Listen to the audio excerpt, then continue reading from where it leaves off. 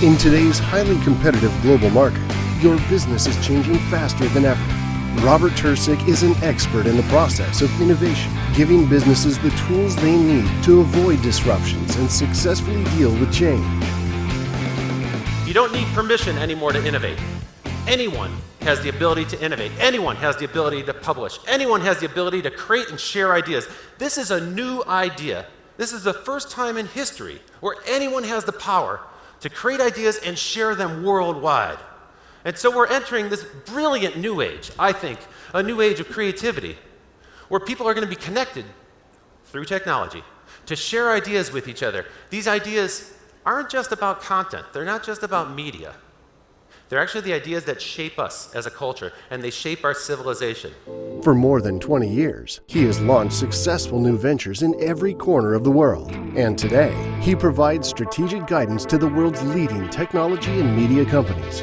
He has been named one of the most innovative executives in media, and the press has called him a TV anarchist for his pioneering work in interactive television and online video. And so as I look back at my career, I said, wow, in fact, I've never had a job that existed before I took it. And in many cases, I've worked in companies that didn't exist before I joined them, and sometimes entirely new industries that didn't exist before I got into those jobs. Now, that's been an exciting path, but I think that's becoming more and more common. As some of the people in the room raise their hands, it's not so uncommon today to hear about people who are working in fields that simply didn't exist. If we think about this path, the past 20 years, and then think forward 20 years, what new industries are going to come? What new industries and new businesses are going to evolve or emerge that we can't even anticipate? New devices, new kinds of networks, entirely new types of entertainment and media. And you don't need to be a part of a big company to do this. You can do it on your own. Because now, for the first time ever, anybody can publish. Publishing and distribution have been trivialized. So you really don't need the permission of a big company to get started.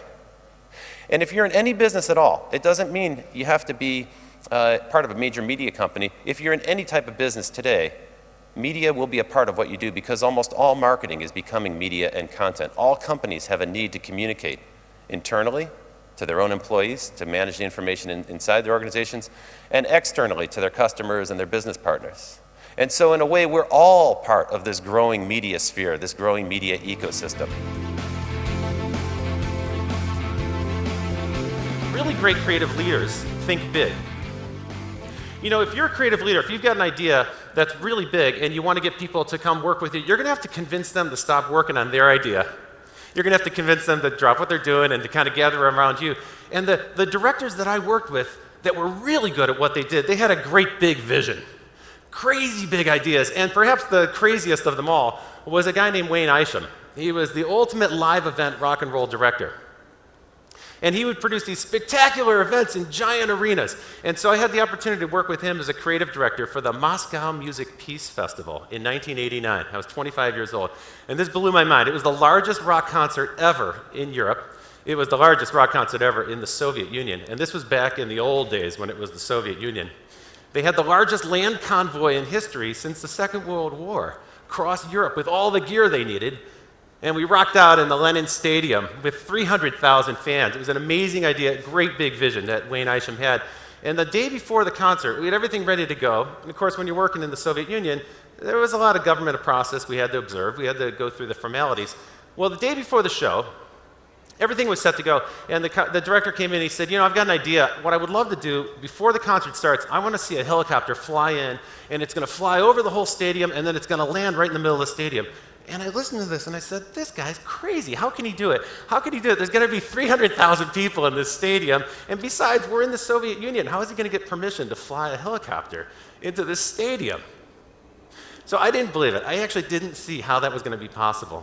You can imagine my surprise the next morning when the concert started and we saw this gigantic helicopter fly in. Somehow they managed to convince in 24 hours the Soviet army to lend them a helicopter, and the thing flew in, and the Soviet army marched out and cleared a circle in the middle of the stadium that was filled with a teeming crowd of fans. They pushed them back, the helicopter landed, and out jumped Ozzy Osbourne, who's kind of godlike in Russia.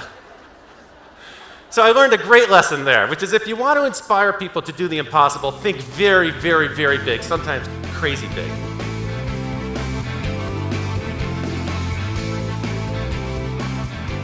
Now, as creative people, of course you're open, right? You're open-minded, you're open to new ideas, you're open to new experiences. That's common. The kind of openness I want to talk about is a little bit different. It's technology-based. Technology-based openness. Now, 10 years ago, I had the opportunity to launch some of the first video services on mobile phones around the world.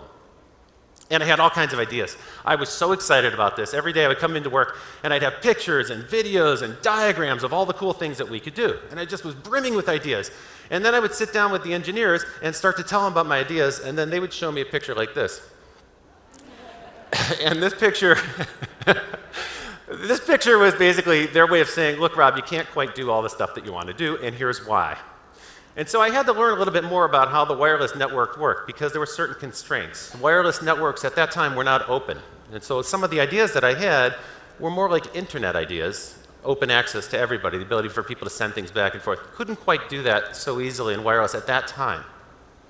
So I learned about the wireless network, and I learned about networks in general, and these technologies that underlie the experiences that consumers have. And I realized then that every innovation, every creative thing that we experience that comes over a network is really riding on top of the innovations of thousands of other people. Because behind this diagram, there are literally thousands and thousands of ideas, thousands of innovations that make it possible for us to have these miniature miracles in our pocket, these mobile phones that are such powerful microcomputers with broadband internet connections and video, of course. And so it's kind of a miracle if you think about it. All the work, a collaborative process that took years, where scientists and researchers would patent new technologies that then made possible other innovations. And that made possible another wave of innovations until you get to the day and age where we are today, where truly you've got a supercomputer in your pocket.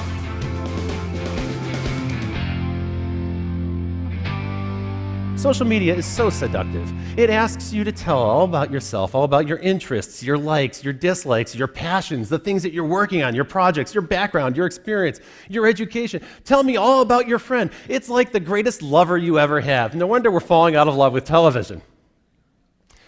And social media does something else that TV can't do. It gives us validation in a way that TV never can.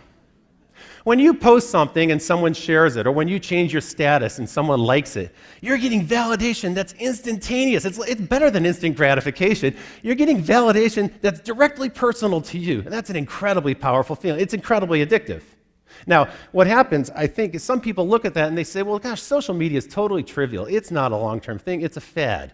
It's a passing fad. It's superficial. It's vain. It's narcissistic. And there may be some wisdom in that. My view is a little bit different. I say, hey, these are brand new tools. We're just learning how to do this. We haven't been in the habit of telling stories about ourselves for about 60 years, so we're just learning now how to use these tools. And my experience in working with audiences that want to participate is actually they have good stories to tell.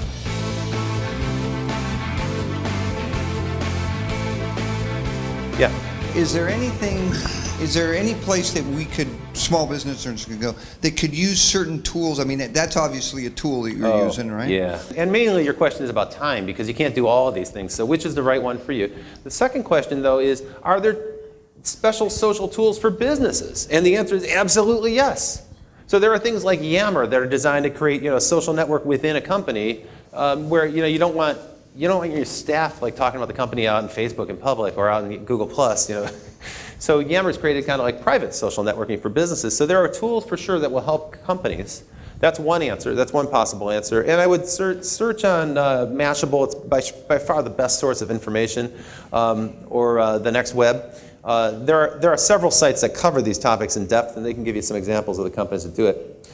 In terms of how you spend your time as a small business owner, knowing that you can't cover every single base, you got a real challenge, right? Because you don't know where your customers are, and you have to really think about that. So as I've been listening to Simon here this week, the last couple of days, I've been thinking about that very thing myself, saying, all right, here's a guy who's an advertiser, basically, right? You're an advertiser, you have a message, you want to get it out, you don't have time. And now here we've got all these people who are blogging and writing and tweeting, and I'm thinking to myself, well, hang on a second. Couldn't you sponsor some of them and get your message out that way? And surely you could. I work with a fellow who's doing this in a very clever way, Jason Calacanis. He might know. He's an entrepreneur here in Los Angeles. He's a multi kind of entrepreneur. He's launched many companies. He's a very flamboyant and outspoken figure with lots of opinions. And so he created his own talk show called This Week in Startups. And now he's launched a series of talk shows. I do one This Week in Social Media. And he has sponsors, and it's like the early days of television. He has 2 sponsors. They're built into his show. He talks about them. And his rule about sponsorship is whoever the host of the show is has to actually use the tool and talk about the tool in a positive way. To me, this is a really powerful way to use social media, right? So your message gets out there, you're getting an endorsement from somebody that people trust, so you get that credibility transfer happening. But you don't actually have to do the work, because that's why you're spending the ad dollars, right? Now, that said, you do need to use these tools, you do need to get active, and you do need to follow people as well. So you also have to consume some content, and it is a time investment. I think it's obligatory. But try to find the people who are in your category already and see if you can't turn them into kind of a NASCAR driver with a patch on their shoulder with your logo on it. It's a way to go. Robert Tercek knows how to deal with disruptive change because he has practical experience inventing the future. In his speeches, he shows audiences how to understand disruption, how to find the path to success, and how to implement specific techniques for mastering change. His motto is inventing the future, and he is ready to teach you how.